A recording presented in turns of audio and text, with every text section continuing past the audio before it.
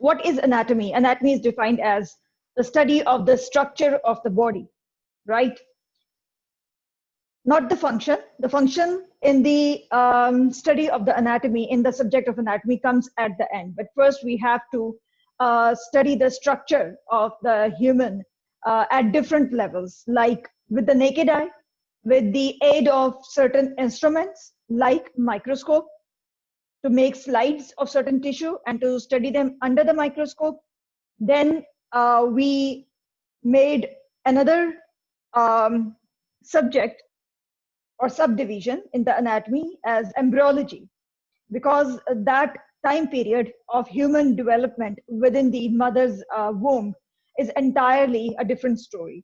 So we named that those life events in the life of a human being named as embryology, right?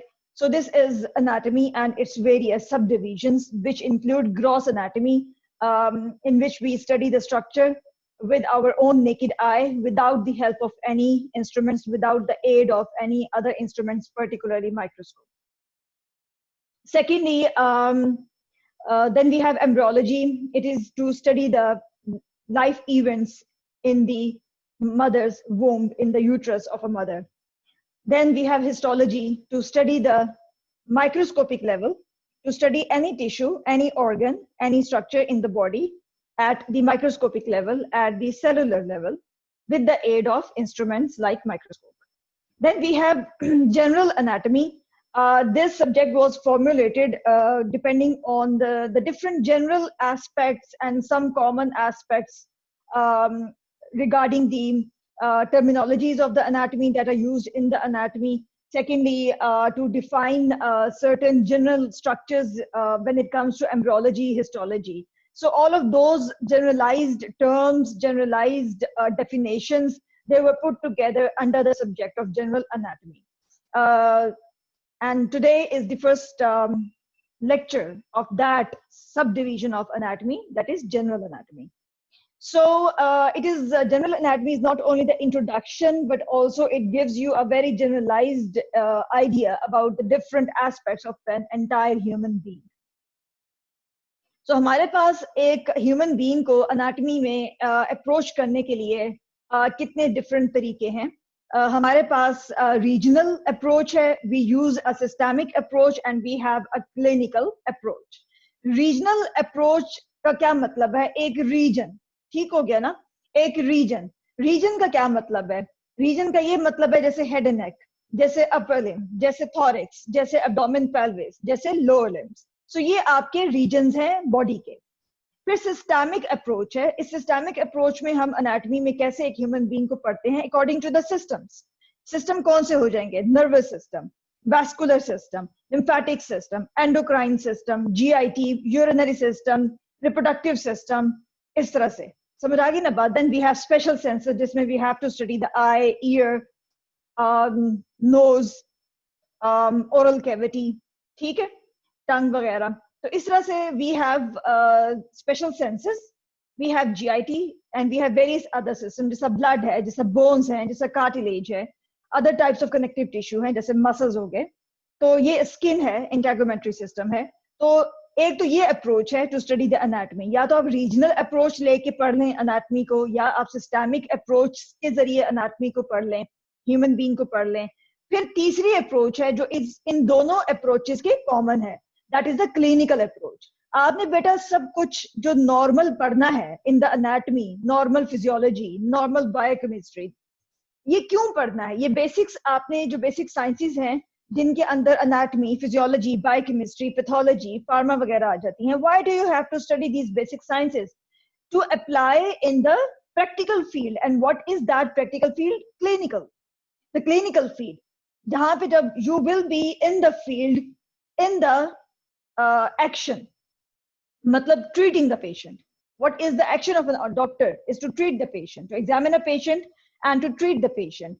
आपने examine और treat patient को क्यों करना है? जब वो किसी pathology के साथ आपके पास आएगा, and you will be unable to understand that pathology and finally to diagnose, to make a diagnosis for that patient's signs and symptoms unless कि आपके पास ये नॉलेज होगा अनाटमी का या फिजियोलॉजी का या बायोकेमिस्ट्री का।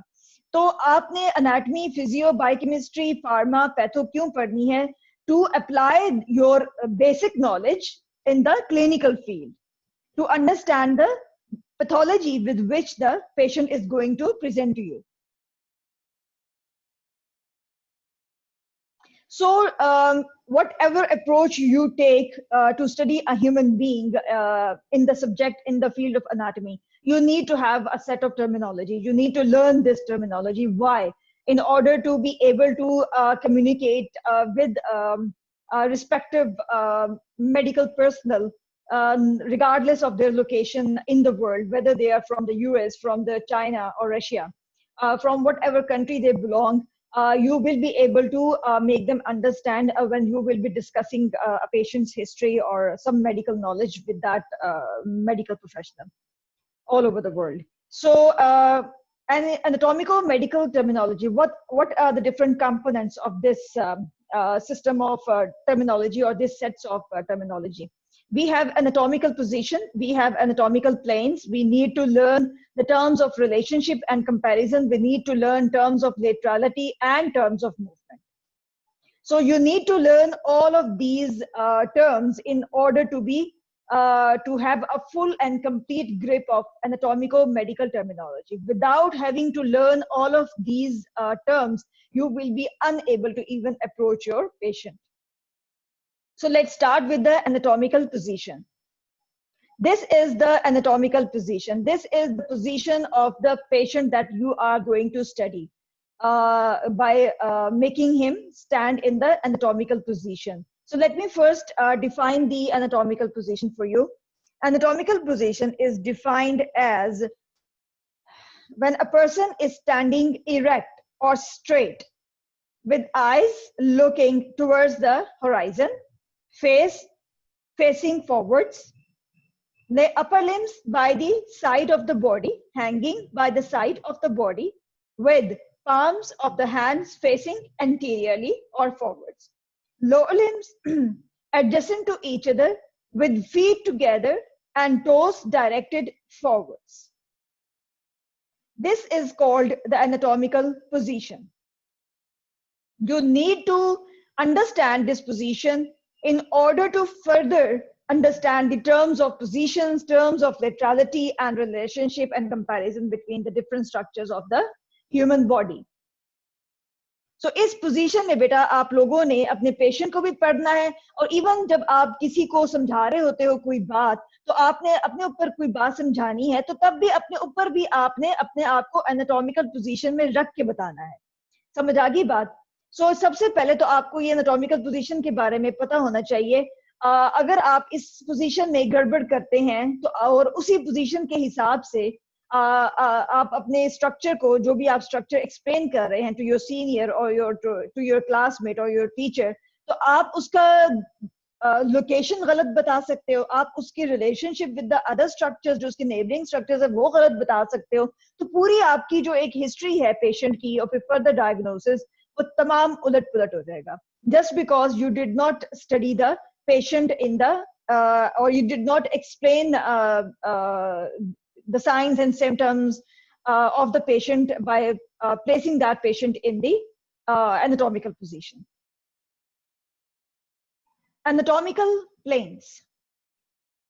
These planes are imaginary planes. These are imaginary planes. They do not exist in reality. They are the imaginary planes that pass through a human body after standing in the anatomical position. These imaginary planes, we pass them through the human body at right angles to each other. So let's see what are these planes, what are their names, and how do we define them, and how do we divide the body according to the plane. So number one, we have median plane. Number two, we have coronal plane, which is also called frontal. And then we have transverse plane, which is also called horizontal. You need to remember these alternative names for a term because sometimes we use one term, either it's going to be coronal or frontal, for example. So one of these terms will be used in the exam. So sometimes what the students do, they do not learn the alternative term for a particular term, alternative name for a particular term. So when that name is asked and is used in the examination, they become shocked and surprised that what the teacher is asking, or maybe we were given a question out of syllabus that was out of syllabus. ठीक है, तो आपको बेटा ये दोनों नाम्स जो भी alternative names हैं एक टर्म के, you need to know and you need to memorize them, इसलिए इनको इग्नोर नहीं करना इन अल्टरनेटिव नेम्स को. So median plane, coronal plane, also called frontal plane, and then we have transverse plane, also called horizontal plane. So median plane, let's define the median plane. Median plane is an imaginary vertical plane that passes through the center of the body, dividing the body into symmetrical right and left halves. Coronal plane, which is also called frontal plane, is also an imaginary vertical plane that passes through the center of the body at right angles to the median plane, so that this plane, coronal, divides the body into anterior and posterior halves. Transverse plane, which is also called horizontal plane, is a plane of the body, imaginary plane that divides the body at by lying at right angles to median and coronal plane, and divides the body into upper and lower halves. So any vertical imaginary plane that passes parallel by running parallel to the median plane is labeled as paramedian plane, or also called sagittal plane.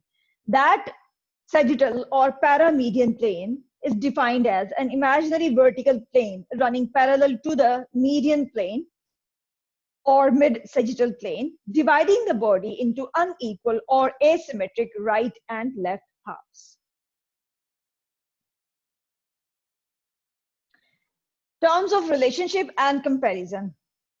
These are the different terms that a medical person uses in routine in the hospitals when they have to describe the location and relationship of some structure, particular structure, in its relationship with the neighboring structures.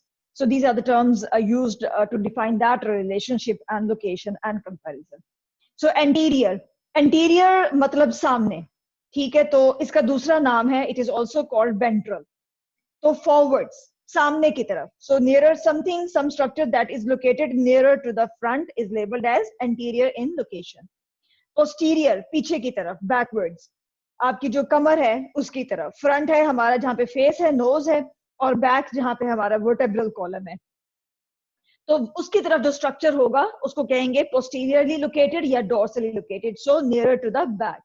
Now what about medial and lateral? Medial, let me tell you one thing here.